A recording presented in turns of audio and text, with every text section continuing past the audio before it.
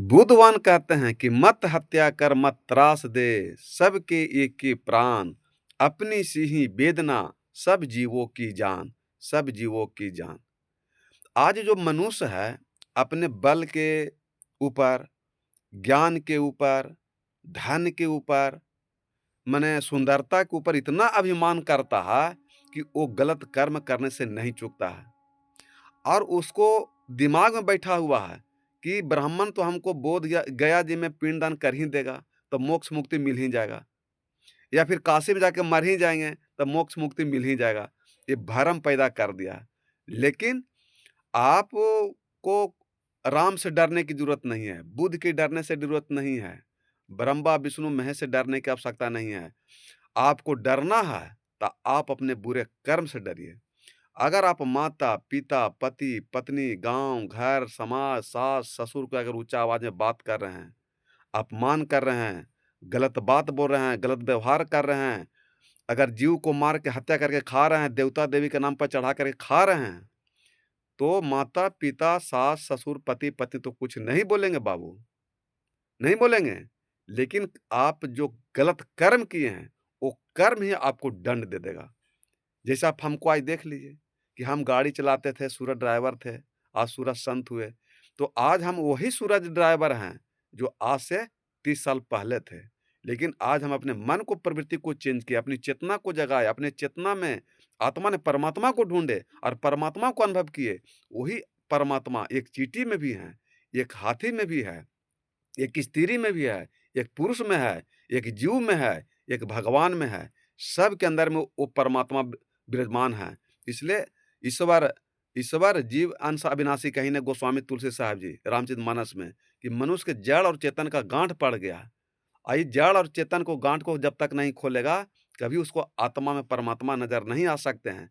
इसलिए कर्म आपको एक दिन आपको दंड देगा। लेकिन इंसान मुर्गा, दारू, खस्सी, मांस, मछली खा रहे हैं कि हमको काम वासना ने मदद करे। भोग योनि तो पशु पक्षी का है। जितना एक हाथी वजन उठा सकता है, मनुष्य नहीं उठा सकता है। जितना घोड़ा दौड़ सकता है, उतना मनुष्य नहीं दौड़ सकता है। जितना मछली तैर सकता है, उतना मनुष्य नहीं तैर सकता है। जितना एक बाघ मांस खा सकता है, मनुष्य बाघ नहीं खा सकता है। जितना काम वासना माने पशु पक्षी कर सकता है, मनुष्य नहीं कर सकता है। इसलिए भोग योनि तो माने पशु पक्षी का है, राक्षस योनि का है। मनुष्य का है योग योनि, मोक्ष योनि, सुख शांति योगी, भव सागर से पार योनि है ये मनुष्य के लिए। आप पशु पक्षी नहीं हैं, जानवर नहीं हैं कि आप उसके तरह जीवन जी रहे हैं। तो फिर एक पशु पक्षी में और एक मनुष्य में क्या अंतर होगा? आप बता दीजिए अपने मन से। इसलिए आप अपने आप को सँभालिए, आप दूसरा के धोखा नहीं दे रहे हैं, आप अपने आप को धोखा दे रहे हैं। ये नहीं कि आप राम के, शिव के, कृष्ण के, बुद्ध के, महावीर के, कबीर के धोखा दे रहे हैं, आप अपने स्वयं को धोखा दे रहे हैं। आप दूसरा को धोखा नहीं दे रहे हैं, इसलिए आप अपने आप को बचिए विषय वासना से, अहंकार से, क्रोध से, घमंड से, लोभ से, मोह से। तो अगर नहीं बचेगा तो यही अभिमान, गलत कर्म एक दिन आपको आकर दंड दे देगा। इसमें कोई देवता, देवी, राम, बुद्ध, महावीर कुछ करेंगे नहीं। इसलिए आप राम बन जाइए, लक्ष्मण बन जाइए, शत्रुघ्न बन जाइए, ब्रह्मा, विष्णु, महेश बन जाइए। ब्रह्मा, विष्णु, महेश मत बनिए, ना तो वो भी छल करते हैं। विष्णु भगवान भी माने इनके जलंधर के पत्नी के साथ, बिंदा के साथ गलत कर्म कर दिए। वो तो माने गलत श्रेणी में आते हैं, संत बन सकते हैं। तो विषय वासना को त्याग करके गलत कर्म से डरिए और तब आप एक अच्छा इंसान बनिएगा। तो संकल्प हो हमारा, इंसान बनेंगे तो भगवान भी बनेंगे। तो इंसान ही भगवान बनता है, ऐसा नहीं, और भगवान ही शैतान बनता है। ये ही शास्त्र वेद में हमको दिखाया है कि विष्णु भगवान हैं, विष्णु भगवान बनल हैं, लेकिन जलंधर के पत्नी के, बिंदा के साथ गलत कर्म कर दिए, कुकर्म कर दिए। इंद्र भगवान भगवान बनल है, और अत्रि मुनि के पत्नी अहिल्या के साथ गलत कर्म कर दिए और उसी को आप पूज रहे हैं। तो वो शास्त्र वेद में हमको ये दिखाया है कि मनुष्य इंसान बन सकता है और मनुष्य भगवान बन सकता है। देखिए राम जी अपने पत्नी की खोज करने के लिए बाली को वध कर दिए और सुग्रीव से मित्रता कर दिए। जबकि आप पंच बने थे तो आप समझाना चाहिए था कि सुग्रीव जी क्या मामला है, किस कारण झगड़ा है। तो सुग्रीव खाली बोला और मित्र बना लिया और बाली को वध कर दिए, खाली अपन स्वार्थ में। ये कौन-सा इंसाफ़ी है, कौन-सा पंचायती है?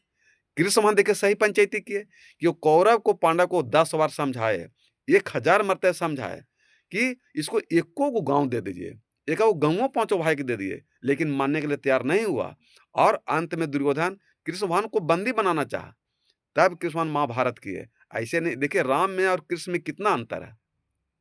तो ये शास्त्र, वेद, कृष्ण, राम, बुद्ध, महावीर, कबीर हमको यही सिखाया कि आप जो हैं राम भी बन सकते हैं, रावण भी बन सकते हैं।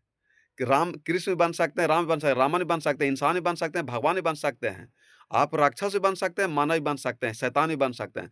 आपकी इच्छा है, कबीर मन तो एक है, भावे तहाँ लगाओ, चाहे गुरु भक्ति करो, चाहे विषय कमाओ। आपके पास मन एक है, तो चाहे मन से आप भजन भक्ति कीजिए, चाहे मन से आप चोरी-चमारी कीजिए। तो आप घूस लेकर के परिवार को खुश करना चाहते हैं, तो परिवार तो तइयो खुश नहीं होगा, क्योंकि जो ईमानदारी के पैसा से नहीं खुश हो सकता है, वो घूस के पैसा से क्या खुश होगा?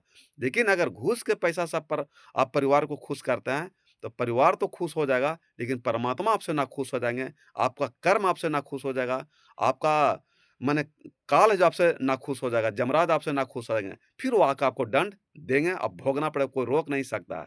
इसलिए डरना है तो अपने बुरे कर्म से डरिए, आओ तब आपको उद्धार कल्याण हो सकता है। आपको कोई देवता-देवी से डरने की आवश्यकता नहीं है। डरना है तो अपने बुरे कर्म से डरिए, विषय वासना से डरिए, दारू, ताड़ी, मांस, मछली, मुर्गा, चोरी, बेईमानी से डरिए, तो आपका उद्धार कल्याण हो सकता है।